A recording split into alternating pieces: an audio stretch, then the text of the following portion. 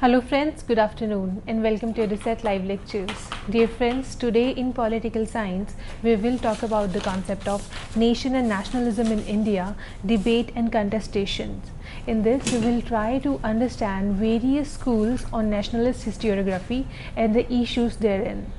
To discuss this topic, we have with us our subject expert, Dr. Satish Kumar Jha. Dr. Jha is Associate Professor in Department of Political Science in Arabhat College, University of Delhi. He has over 25 years of teaching experience and his area of expertise lies in political theory and Indian political thought. Without further ado, I would like to welcome Sir to our studios and request him to start the lecture. Welcome, Sir. Thank you, Amrit. Good afternoon. Today's lecture we are going to devote on nation and nationalism, debate and contestation, particularly in context of India. When we talk of nation and nationalism, we should bear this thing in mind that this is an issue in social science in general and political science in particular, which has been debated, contested, and has been argued in a different ways by scholars belonging to different ideological persuasions and ideological school of thought, not only in India but world over. And this thing has been happening particularly since the inception of modern period in history, because as it is well known that the way nation is imagined today, the way nationalism has become an ideology of the state and its authorities and power is a modern phenomenon.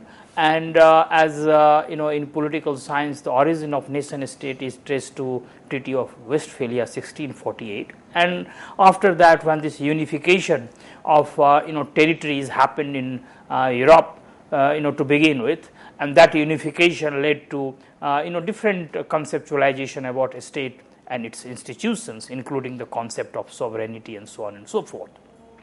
So that is something related to the rise of nation state. But nation, when we talk of nation, in fact it is also an ideology, and it has also emerged in modern period of time. But when we basically, there are many scholars who would argue that no, nation in certain countries which are basically non-Western in terms of its territorial location, there was a concept of nation, and nation was imagined in a different way, and therefore it predates modernity. So that debate goes on, that whether nation is a modern phenomenon or similar concept can be seen in medieval and ancient period. For example, in India there are a lot of indigenous, those who argue in terms of indigenous theories to understand Indian politics, Indian situation. They would argue that we have concept of nation in various epics, in various scriptures, in different type of imaginations, and so on and so forth. Therefore, it cannot be simply equated with modernity, and therefore can be called a European phenomenon. So that remains there. But in fact, instead of going into that, whether it is a modern or a pre-modern, in fact, what I would like to do in next 1 hour and so is to basically see that how this issue of nation and nationalism have been perceived and understood in India. And one thing should be stated at the very outset, that this has been marred in a lot of controversy. There are a lot of contestations, there are a lot of arguments, and what we find that over the years, in fact, this contestation and this debate has resulted into many schools of thought on this issue, and 4 or 5 of them can be identified, and I will be basically discussing some of those schools of thought, that how they have looked at this question of the origin of Indian nationalism or Indian nation. Though in fact this is also argued at times that in India nationalism came before the nation emerged, that is, the politics of nation predates the existence of this consciousness as a nation. And therefore, they say that it was the politics of the people, in fact, which created this consciousness. So, basically politics predates or came before this consciousness crystallized. So, that is also there. this argument is often put forth by many scholars. But it is true that Indian national movement has played very important role in the formation of Indian nation and Indian nationalism. Though it is questioned by the Western scholars, it was questioned by the colonial rulers, and therefore there is one school of thought which is basically identified as imperialist school of thought, and subsequently it also became famous as Cambridge school of thought, because those scholars who were arguing along this line were mostly located in Cambridge University in England, and therefore they have been basically championing this cause that India would not have seen the rise of nation nationalism if Britishers would not have come here. So therefore, how British rule in India, the colonial encounter, the colonial rule, the colonial modernity, to put it in a different way, was responsible for rise and growth of nationalism, which is contested by many other scholars. And the most important among them is, of course, the nationalist school of thought, which has been contesting it, not now, but from the very beginning. And therefore, one should remember that how during colonial period, when this freedom movement was going on, the contest which ensued between two schools of thought took a political turn, when someone like James Mill wrote History of British India and tried to portray Indian history in a particular frame, particularly from the point of view of imperialist power, and thereby he mentioned that or argued that how Britishers were doing a great job in India, rather they were discharging their civilizational responsibility, civilizing the people, and how it was contested by a whole host of nationalist scholars, the most important being Jawaharlal Nehru's discovery of India, and that is perhaps a counter to such imperialist portrayal of Indian history.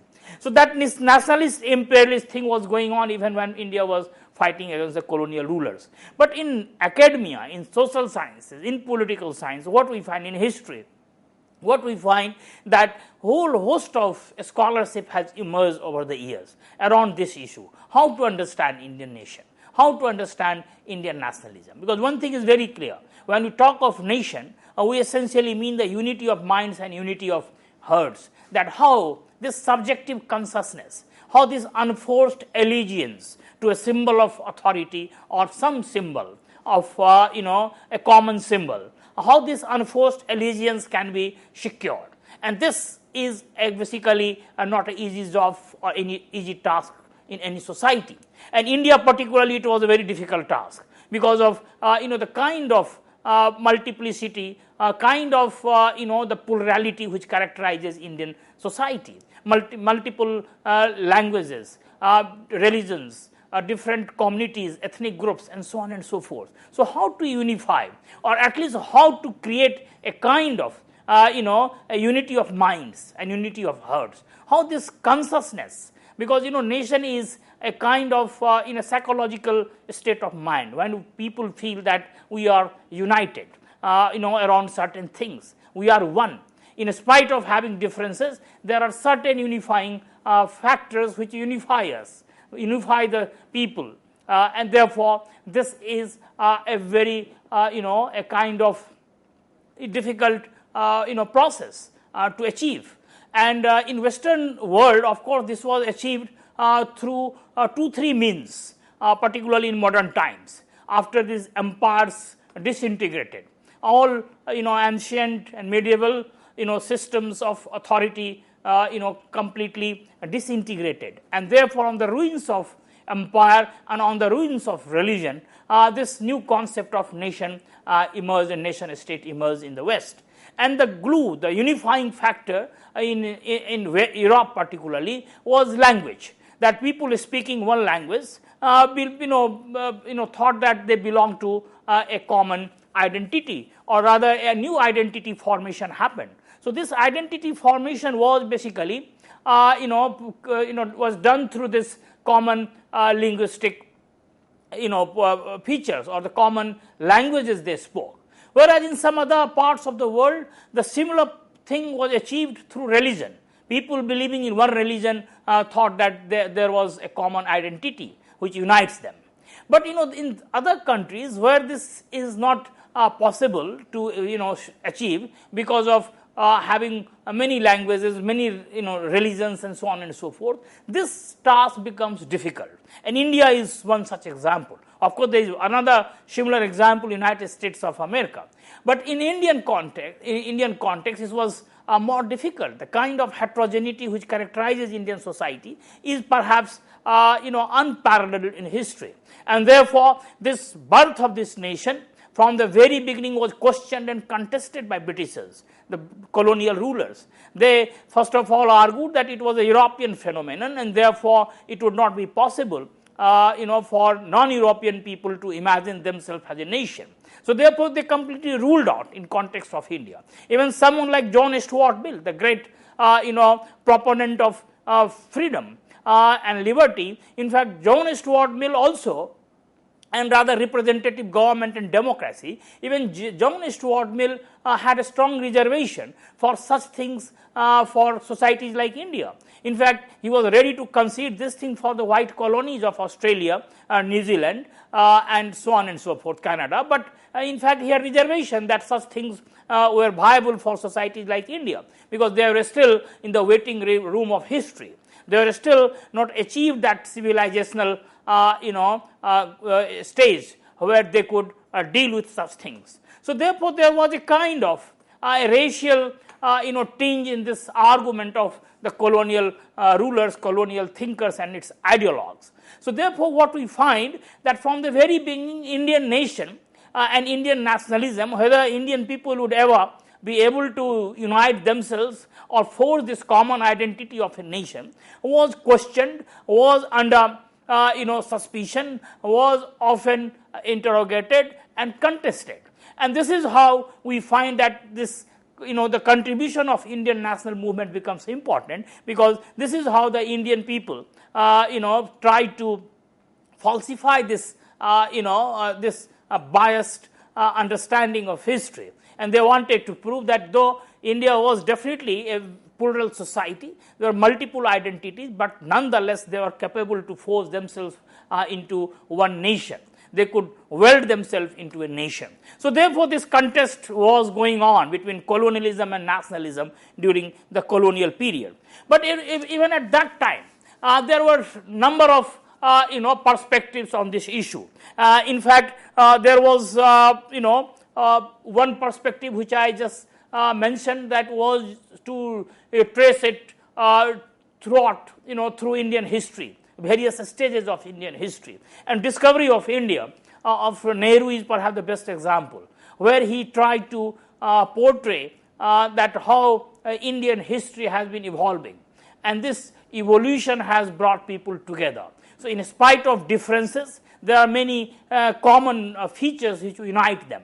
So there is a unity in diversity, and that unity is the essential feature of this identity. And therefore, this claim of the colonial rulers that only because of the British colonial rule, due to the developmental process which they initiated, the modern English education which they brought, the way they created a new educated class in India, only because of these developments, and all of them happened because of the colonial rulers, British colonial rule, that Indian people had started thinking about themselves as a nation. Because Indian administration, creation of a common unified territory through administration and army, all these things were basically the contribution of the colonial rulers. And therefore, this misconception that India has from the very beginning a unified territory having one common identity is a fallacious proposition.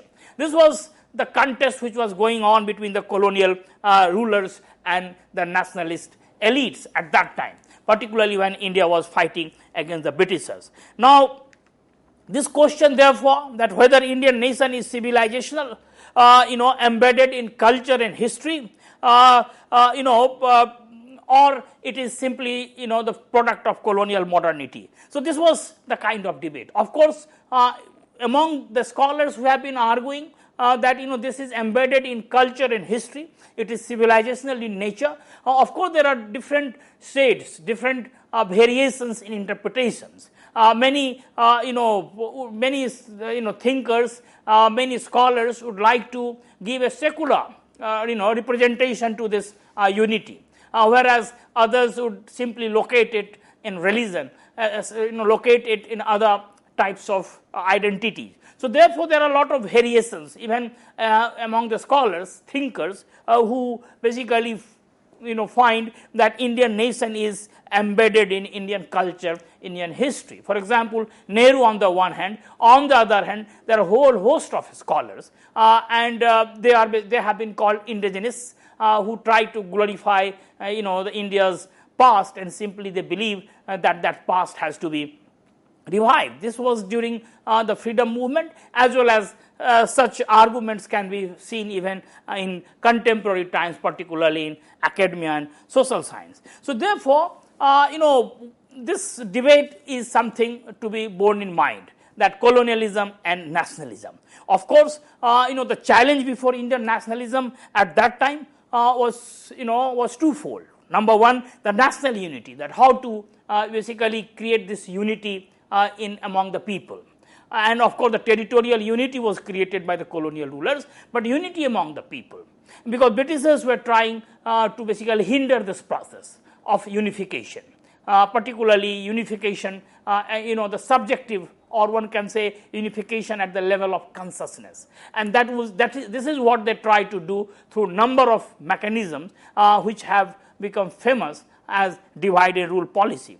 And the number two was a right to self-determination, that if there is one identity like India as a nation, then that nation deserves self-determination, and therefore that self-determination right has to be asserted. So this is how this national movement emerged. Though of course, in fact, what colonial rulers at that time tried to do was to basically project not only one identity, but multiple identities and multiple selfhoods. And therefore, they said that there is no one selfhood in India, but there are many selfhoods, and all of them have to be given the right to self-determination. So this is something very important in context of this fight between colonialism and nationalism. The first division which they tried to create was along religious line, and therefore which ultimately culminated into this the two nation theory. But later on they said that not only religious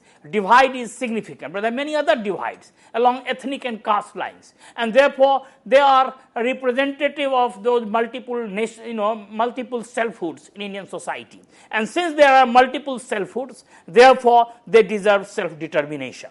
And it is what the Indian nationalist movement tried to challenge and counter by portraying that there are different identities, but nonetheless those identities are unified in India through number of glues, cultural, historical and civilizational glues, and therefore they cannot be considered as a kind of nationality requiring national self-determination the way perhaps it was understood in the Western context. So therefore, what is important here to see that how Indian people imagined themselves as a nation, this imagination, because here one should remember that how nation has been in recent times, particularly in social science, has been understood as an imagined community. That nation is not something objective but subjective in nature, and therefore it exists in the realm of imagination. People imagine, and that imagination of course is supported by a number of objective factors, and if those factors, supporting factors, are strong, then that imagination appears quite actual and real, but nonetheless it is imagination. And therefore people living in different parts of the world have imagined themselves as a nation in different way, and this nation as an imagined community, this concept of course is associated with Anderson. And the way Benedict Anderson in his book basically talked about this nation as imagined community has become very popular in social science discourse to understand this process. That nation, of course, people's imagination, and therefore what happens sometimes, the narratives of history, all nations if they are imagination, but some of the imaginations take form of narratives, and those narratives are also sometimes constructed. sometimes imaginary, because history is also a matter of interpretation. Because ultimately when one talks of 2000 years of history, that is also a kind of projection of imaginations backward and forward. So therefore, what happens that these narratives, historical narratives, are sometimes supporting dimension or supporting aspect of such imagination. So what we find that this question that how Indian people imagined themselves, what were the forms and the nature of that imagination. And here we find that there are different ways in which people imagine themselves. For example, one way of imagination can be seen coming through these nationalist elites, whether it was Dadabhai Naoroji or the extremists, or one can say militant nationalist leaders in India, or subsequently the Gandhian imagination, or some other nationalist imagination like in discovery of India of Nehru. Here it is also pertinent to mention that Gandhi's take on this question of Indian nation was something very nuanced and very interesting, because one thing is very clear, that both Tagore and Gandhi had a strong reservation on this idea of modern nation state and nationalism, particularly in context of their intimate relationship with modernity, because they both of them thought that certain civilizational values are more conducive for human freedom. So therefore, in fact, they try to provide an alternative version of nationalism in form of universalism, or sometimes it is known as internationalism, rooted in civilization. And therefore, what we find that when Gandhi was writing his Hindu Swaraj, in fact, the term which is perhaps he is more comfortable with is the civilization, not nation.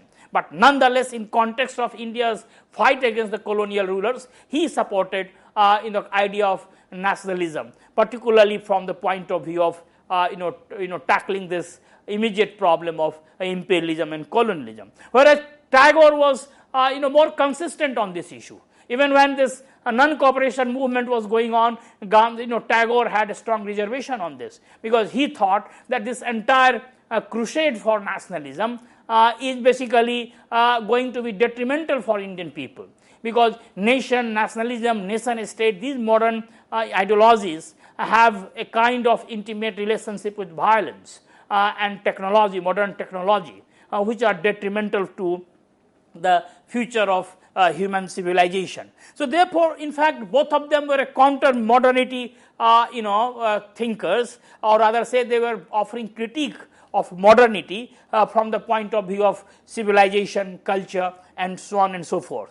But what we find that the Indian educated class, which became the champion of Indian nationalism, particularly after Indian National Congress was formed, this class was more comfortable with this Western construct of nationalism. They wanted to use this nationalism to counter colonialism, and this is what has basically resulted into this debate in recent times, that whether Indian nationalism was a derivative or not. In fact, one political scientist, Partha Chatterjee, is credited with this view when he talks of derivative discourse, nationalism as a derivative discourse in India. Whereas he believes that there were alternative,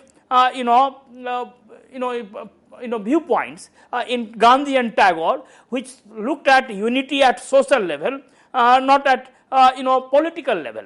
Rather, in fact, another scholar like Ashish Nandi would argue that both Tagore and Gandhi thought that the Indian unity could be sought socially, not politically, by using the differences in society more creatively, instead of blurring the difference, instead of completely effacing the difference, instead of creating a homogeneous social order, for creation of nation state or nationalism. What is perhaps desirable is to celebrate difference, and that difference has to be harnessed creatively, socially, not politically. But this was the kind of alternative viewpoint, basically coming off and on in course of Indian nationalist movement, or one can say in on the discourse of Indian nationalism. Of course, the Tagore and Gandhi, they are basically the high points of such alternative perspective on nationalism. But the dominant view which was accepted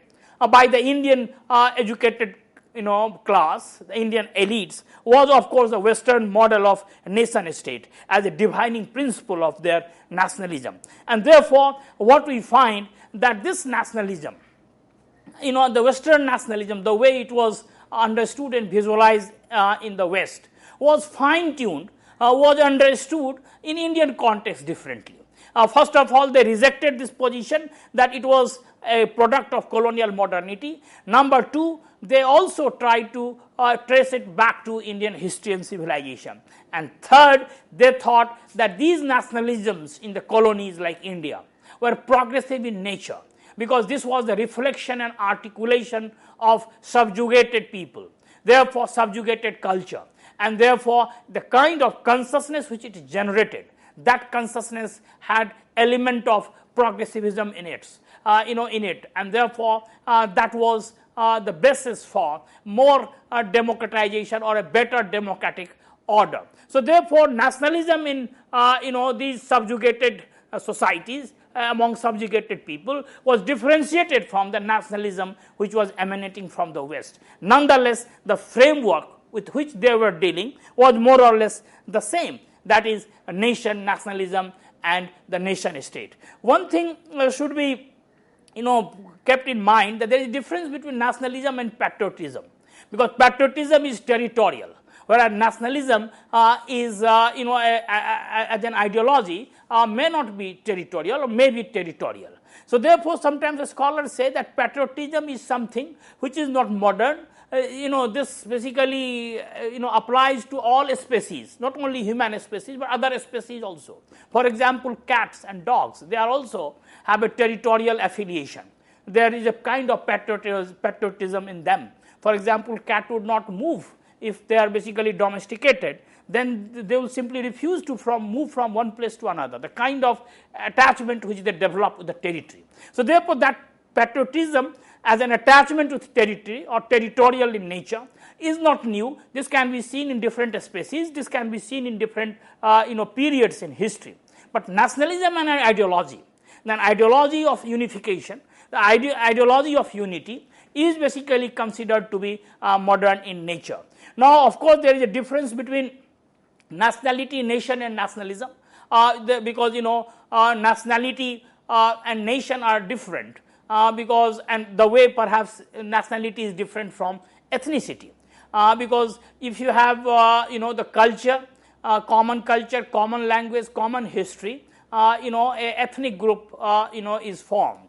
But when all these three things are accompanied with a kind of territorial affiliation, then nationality takes shape. So therefore, territory, culture, history, language, four elements make a nationality, and when that nationality, that group develop that consciousness about oneness, when they have this consciousness of unity, when they have this political consciousness, they become nation. And when there is a politics for self-determination from that group, that becomes nationalism. So this is how we have to understand nation, nationality, nationalism and their differences with ethnicity.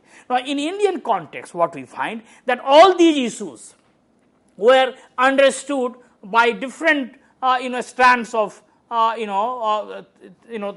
ideologies in a different way, and therefore this debate and contestation on Indian nation and nationalism is quite interesting and quite significant.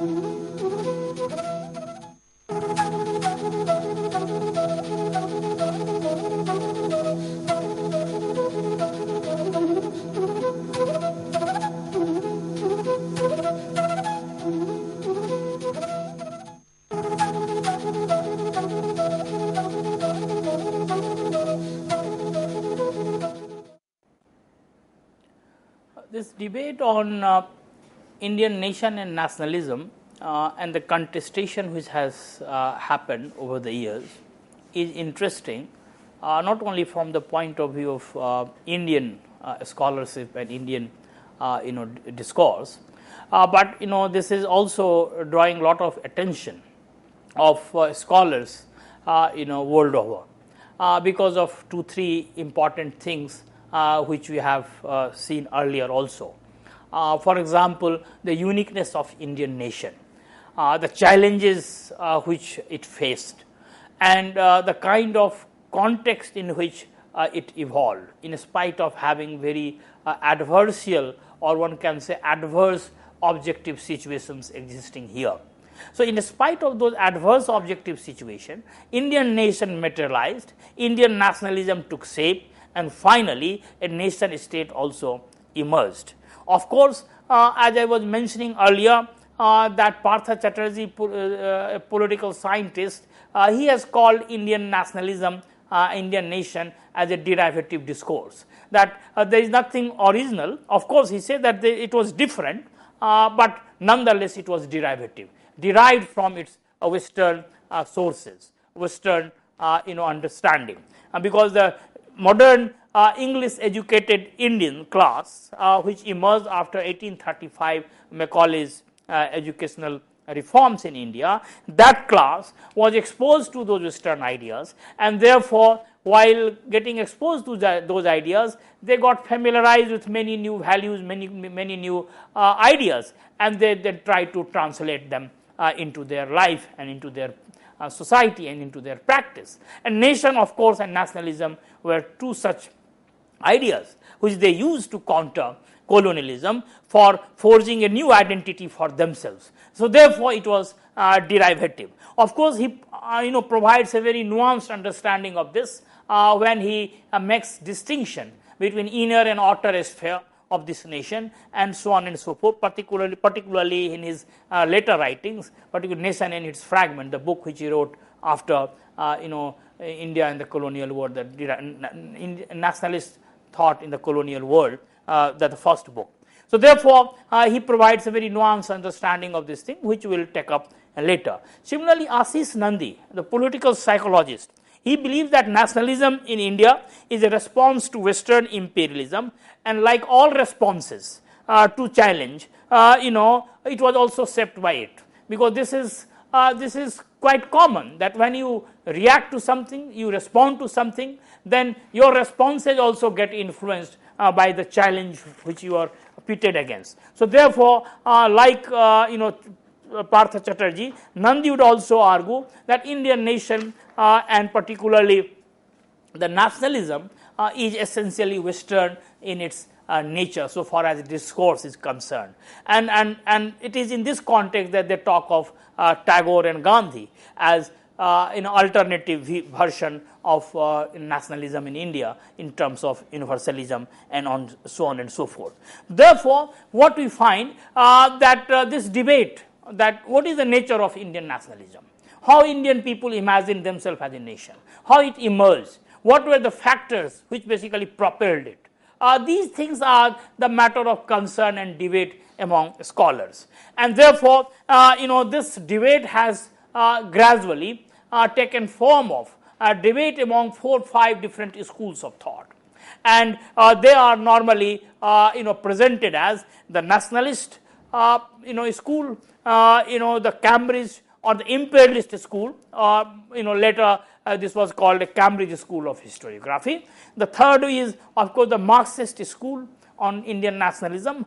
Then you have the subaltern school, which is basically 3 decades old, so to say, particularly associated with the writings of Ranjit Guha and whole entire group of historians, the radical Marxist historians, who tried to understand nation and nationalism differently. Though, of course, the subaltern group has seen many changes over the years, many members leaving, many members coming, and this entire ideological tenor of this argument has undergone significant changes. And then, of course, we have the Dalit Bahujan discourse on Indian nationalism, particularly locating it in the Ambedkarites tradition of political thinking, and basically looking at this entire thing in terms of Dalit Buddhist identity in Indian society. So therefore, these are the 4-5, and not to forget the feminist discourse there. But nonetheless, what we find that these 4-5 are important. In academia, one can see the nationalist, the imperialist, the Marxist, and the subaltern being dominant ones. Of course, recently one can say the Dalit Bahujan discourse is also gaining lot of ground. The fact of the matter is that both Marxist and the subaltern schools of thought, they were trying to speak for the oppressed sections of society. But whereas the Marxist school looked at it from the point of view of class and capitalism and exploitation, the subalterns looked at it from the point of view of community and ethnic groups. But nonetheless, recently what we have seen, that a separate Dalit Bahujan perspective is crystallizing on this question of Indian nation and Indian nationalism. So therefore, what we find that these 4-5 different perspectives are important, which basically give some idea about the nature of debate and contestation on this question of nationalism. Now, of course, to begin with this imperialist school, which recently is also called Cambridge School of History, because the scholars who are basically using this perspective were mostly located in Cambridge, whether Anil Seal or Gallagher, or recently Washbrook, or for example Shea Bailey, and many others who have been basically operationalizing the categories supplied by this school of thought. So therefore, this imperialist school, one can say, is perhaps the oldest school on Indian nationalism. Now, how they try to interpret the challenge which Indian people were throwing to them in the garb of nationalism. This is how it they came to this question of nationalism, because initially they were totally dismissive of this idea of Indian unity. In fact, the best example is that famous poem by Kipling, White Man's Burden, and therefore what we find that they always looked at it as a civilizational responsibility of imperial powers to civilize those people who were not had not seen history. History for them basically started in these societies only with the advent of colonial rule. In fact, a lot of scholars even say that this imperialist school, one can say, is rather resurrection of the old argument supplied by Valentine Chirol and James Mill type scholars who were basically reflecting on India from the prism of imperialism. Of course, recently C.A. Bailey's writing like Origin of Nationality in South Asia is a very important addition to this whole list of scholarship and writings on Indian nationalism from the imperialist point of view. Of course, there are some differences, internal differences in basically writings and in perspectives. In fact, Rajat Ray, a historian, calls a group or a genre of writing coming from this imperialist school as neo-traditionalist school, and he believes that this new interpretation of these neo-traditionalists echoes the argument of Valentine Chirol, particularly that politicization of Indian society developed along the lines of traditional social formation, that is linguistic, region, caste, and the religious communities, rather than modern categories of class and nation. So therefore, these traditional identities, traditional categories were more important for politicization of people, and therefore they argue that the most important catalyst for the changes which happened in India, which ultimately resulted into this misconception that a nation was taking shape in India, were the institutional changes and innovations introduced by the colonial state in India, be it the local self-government or the reforms initiated by Ripon in 1884, or 1835 Macaulay's educational reforms, or one can say the introduction of election and the process of representation which happened after this Rippon's reforms. So, all these changes created a new objective situation in India, along with the economic development which was happening and taking place here. So, therefore, these things acted as a catalyst for new identity formation, and therefore, that identity formation was basically seized by this new mobilized elites, those elites who had basically taken root in India, or basically had was born due to this new education system, the Western English education system. So, therefore, what happened, that a new status group was created. This status group, of course, was a group of educated Indians, educated in modern modern Western education system. So, therefore, what happened, that members of the already existing privileged indigenous group, in the opinion of these scholars, the imperialists, or one can say the Cambridge scholars, that already existing indigenous privileged indigenous groups, be it the Bhadralok section of Bengal, or the Chitpavan Brahmins of Maharashtra, or the Tamil Brahmins of South, all of them who were already belonging to the privileged indigenous groups, they attained education and they got mobilized and seized this new opportunity to basically present themselves as the representative or the champion of Indian nationalism. And therefore, what happened, that other sections who were basically in not so developed status, who were backward sections of the society, were left behind, and they only could enter this process of mobilization only when Gandhi emerged on the scene. So, what happens, they say that this of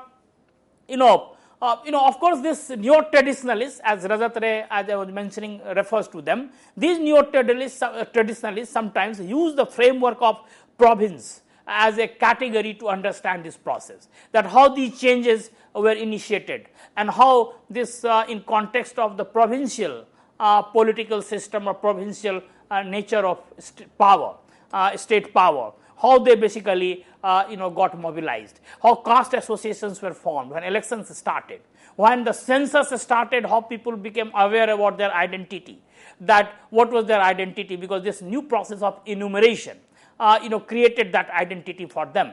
Otherwise, they, as Sudip Kaviraj has mentioned, that they were fuzzy communities, they didn't know about others, they were aware about their existence, but not aware about the others' existence. But this census completely transformed this entire scenario, and therefore, new identities started taking shape. So, therefore, when identities were taking shape due to census, electoral process was starting after Rippon's reforms, and therefore, value of number was also understood, and accordingly what we find, that larger horizontal solidarities were being forged through caste associations and on so on and so forth. So, a kind of interest group crystallized, and that interest group was used by these elites to basically to bargain with the colonial rulers. So, therefore, what these Cambridge historians or Cambridge scholars argue on Indian nationalism, that Indian nationalism was nothing but a kind of process in which both collaboration and competition took place between the colonial rulers and the Indian elites. Collaboration, because the colonial state was weak, therefore, they needed the support of the Indian elites to run this mammoth system. On the other hand, these elites were competing with each other and with the colonial rulers, and therefore, in order to basically prove, or in order to present their strength as a viable force in Indian society, they used nationalism as a tool, and that nationalism was basically made possible through formation of such interest groups, which was basically a result of such innovative changes brought in by by the colonial rulers. So, therefore, what this Cambridge school of Cambridge school seeks to achieve is to question the ontology of one unified national movement, which was basically being done by Indian National Congress and the nationalist elites and nationalist movement. And therefore, they thought that whatever was happening was a localized movement of the local elites, particularly in order to serve their own selfish interests. So therefore it was located in the self-interest, and the self-interest was basically, and nationalism was basically garb under which this self-interest was being presented. So therefore, in fact, what we find that this Cambridge school would argue that both imperialism was weak, therefore collaboration was required, and nationalism was also weak because it was only a tool in the hands of elites to basically bargain with the colonial rulers, and therefore competition and collaboration were the hallmark of this process of a nationalist movement in India, or nationalism in India. So therefore, the elites were self-seeking elites, and they had a patron-client relationship with the masses, ordinary masses, who were not basically part of this politics and this discourse. They were being used by these elites because vertically they were in a patron-client relationship, and this was in order to basically project rather to swell their strength, the group following.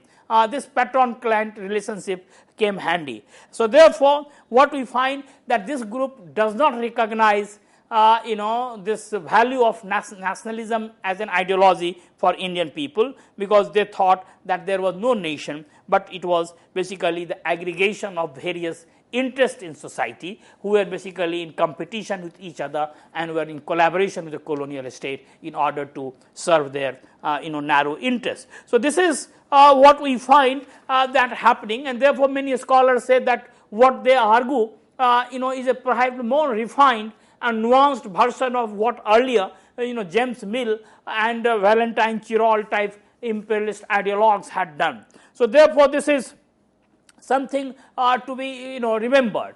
Whereas when someone who is the high priest of this entire school of thought, one of the high priests, Schiavelli, when he tried to search for the prehistory of nationalism in India, what he does that he basically traces it, he argues that Indian nationalism is built on pre-existing sense of territoriality, then the traditional patriotism, particularly rationalized by the indigenous ideas of public morality, and the third, the concept of ethical government. And therefore he says that this is how all these three things were used by this discourse of nationalism. But of course, this regional solidarity, the concept of territoriality existed because of regional power structure in Indian society. But what happened that this regional solidarity got consolidated into a broader cultural notion of one India, largely through the advent of colonial rule and colonialism in India, through administrative unification and number of things. So therefore, there were pre-existing sources of nationalism, like territorial nature of authority and power through regional kingdoms and so on and so forth. There was a kind of traditional patriotism. There was a sense of ethical government, but all of them got consolidated with this rise of colonial state or advent of colonialism in India. So therefore, even if they recognize the roots of nationalism, traditional roots of nationalism, the way Schiavelli has done, particularly in that famous book, that is Origin of Nationality in South Asia. But nonetheless, they say that this would not have been possible if the British colonial rule had not come to India. Now, this argument, whether you call it imperialist or Cambridge or the neo-traditionalist, this argument is basically punctured by the nationalist school of thought. And the nationalist school believes that there is one supreme ideology, that is the nationalist ideology, which is basically the ideology of unity among people. And this is civilizational in nature. And Nehru's discovery is perhaps the best example that how this was achieved through history, through culture, through civilizational journey, through basically common consciousness about number of things. Therefore, what nationalist school would argue that all forms of consciousness were subordinate to this overarching consciousness of nation and nationalism. It may be that its shape and its form may have been different, but nonetheless that subterranean consciousness, or it existed at the level of subconsciousness among the people. And therefore, the common factor which gradually consolidated this consciousness into a political form when they confronted the colonial rulers and its exploitative machine, then it was basically the antipathy toward the colonial rule which acted as a catalyst for Indian nation and nationalism. So therefore, in fact, what happens here, that this nationalist school on the one hand completely revises the argument put forth by the imperialist scholars, or basically this imperialist school, saying that Indian nationalism is a product of colonial modernity. Number two, they are also dismissive of this argument that it was basically only the self-interest of the elites which was being presented or served in the garb of nationalism. Rather, they would say that it was a movement of the entire people.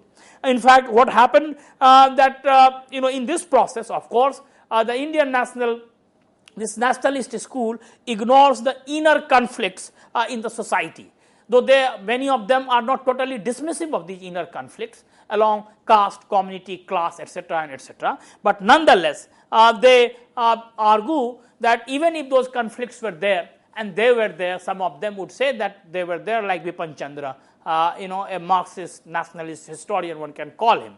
But they would say that during colonial period there were two types of contradictions which were basically surfacing, the primary and the secondary. The primary contradiction was between colonialism and the Indian people, and nationalism was a reflection of that on the behalf of the Indian people. And then there were secondary contradictions in terms of gender, caste, ethnicity, and so on and so forth. So therefore, the primary contradiction was handled successfully, but the secondary contradictions were not handled as successfully as the primary contradiction. But nonetheless, they would say that this contradiction between colonialism and the Indian people, the exploitative process of the British rule and the interest of the Indian people, this contradiction was the most important contradiction, and therefore Indian nationalism was the product of that contradiction. It was basically objective in nature. So people were simply reacting to their objective conditions. So of course there are many scholars, many thinkers who can be put in this category. Leader like Pattabhi Sitaramaiah, or even before that Dadabhai Naoroji's famous book, that Un-British Rule in India, Poverty and Un-British Rule in India. That Pattabhi Sitaramaiah, and Nehru's Discovery of India, and many other thinkers and scholars can be put in this category, including V.R. Nanda, Amalesh Tripathi, and so on and so forth. Visheshwar Prasad. All of them have been arguing from the point of view of this nationalist school of thought. So therefore, this nationalist school is another important school so far as this this debate and contestation on Indian nationalism is concerned. The next is, of course, the Marxist school of thought. And Marxism, as it is to be remembered, that has a particular perspective on this question of nation nationalism and nation state, and they try to relate it with the rise of capitalism and the emergence of a class called bourgeoisie, that is the capitalist class, though it is of course referred as a middle class in context of European history, because bourgeois, the capitalist class, was a middle class at that time, but of late this entire connotation has changed. So therefore, now when we talk of middle class, we refer to another section of the society. But nonetheless, bourgeoisie as a category is important for the rise of nation and nationalism so far as the Marxist school of thought is concerned. How it happened in Europe after this transition from feudalism to capitalism, how national unification happened, how capital unified the markets, how the market emerged, capitalist market emerged, and therefore new consciousness, new consolidation of territories happened. And therefore, they would simply try to relate this question of nationalism with the transition issue, that is from feudalism to capitalism. In Indian context, the Marxists have been using the same categories, that is the class and capitalism, to understand this process of Indian nationalism. Of course, they, in fact, the most important source is Karl Marx's writing on India, after particularly written in New York Daily Tribunes, where he talked about both negative and the positive aspects of colonial rule in India. That negative aspect in terms of exploitative process which was unleashed due to colonial rule, and the positive aspect because the Britishers were unleashing many changes in India, which he thought that would basically initiate new process of change for a stagnant society. The society was stagnant on account of caste and similar other institutions, social institutions. So that would break its backbone and basically herald a new process of change in Indian society. So basically, taking clue from these writings of Karl Marx on India, the subsequent Marxist scholars, thinkers have also reflected on this question of Indian nation and nationalism. Rajni Palmdutt's India Today, then you have a Russian scholar B.I. Pavlov, then S.N. Mukherjee, you have A.R. Desai, and one can also add here Bipan Chandra and Sumit Sarkar, though sometimes Bipan Chandra is also seen as belonging to the nationalist school of thought because he tries to harmonize Marxism and nationalism in Indian context. And Sumit Sarkar, who for a while of course was a member of the subaltern group of scholars, and later on of course he started distancing himself, but started as a Marxist thinker. So this is how they try to that, and then these Marxist scholars, particularly Dutt and others, they have been looking at the question of the bourgeois leadership of the Congress and the kind of interest it was trying to promote, that the capitalist interest. Of course, Sumit Sarkar and other not totally subscribe to this point of view, because they believe that the leadership belonged to the non-bourgeois sections, and they were mostly educated class of India, and therefore they were traditional intellectuals. They were unconnected with the production process. Therefore, to equate with them the bourgeois leadership or call them bourgeois leadership would not be proper. Similarly, Bipan Chandra also tries to make a distinction between the popular nature of the movement, and therefore they question the kind of argument which was put forth by others, that it was simply the manipulation by the bourgeois leadership.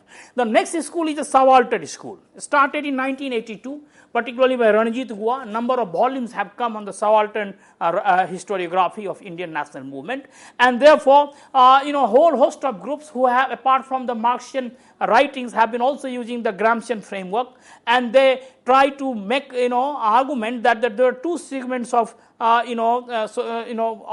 this movement, the elites and the masses, and therefore in fact these two sections had a different type of structure in terms of consciousness, and this conflict between the elites and masses was best represented by this movement. Of course, they say that these elites established their hegemony, dominance without hegemony, because of absence of capitalist development and the civil society. But what has happened over the years, that the subaltern school has been moving from the earlier preoccupation with class and has been using community and culture and many other identity related categories under the influence of Edward Said and the post-colonialism. So of late it has merged with this post-colonialism way of looking at Indian nationalism, and therefore they say that to the extent that like Dipesh Chakrabarty and others would even call the intelligentsia as a subaltern, formation of subalternity through this Indian intelligentsia as well, because they would argue that entire Indian society was basically subjugated, not only the masses and subalterns but even the elites. And this is perhaps the hallmark of their move in direction of this post-colonial tinge in their writings. So therefore, Partha Chatterjee, Dipesh Chakrabarty and others who are basically associated with subaltern school, are significant writers. In fact, Partha Chatterjee makes a distinction between the two spheres in this Indian nationalism. One is the material, another is a spiritual. And he argues that in a spiritual domain, that was the inner domain, the Indian elite didn't allow any colonial intervention. Whereas in the outer, that's a material sphere, they basically imbibed and basically imitated the colonial ideas and institutions. So inner and outer spheres of nation he also is arguing for. So in fact, number of arguments have surfaced, but one thing is very clear, that they are like the imperialist and the Cambridge school also question one unified national movement, because they argued that there were two elites and masses. And finally, this Dalit Bahujan discourse on Indian nationalism is also crystallizing, and scholars like Gopal Guru and others, when they have argued that it was not only Deshi derivative, but there was something beyond, and that beyond has to be understood. And particularly drawing on the writings of Ambedkar, they argue that how Indian nation at that time was not a seamless discourse, but there were many seams within it, and those seams were being articulated in terms of the quest for freedom and emancipation. Ambedkar's writings are perhaps the best example of it. So this is how we can understand the debates and contestations on Indian nation and nationalism. Dear friends, due to paucity of time, we have to stop our lecture here. On that note, we would like to thank Dr. Jha for coming here and delivering this wonderful lecture. And thank you, dear friends, for watching our show. Stay tuned and keep watching. Thank you.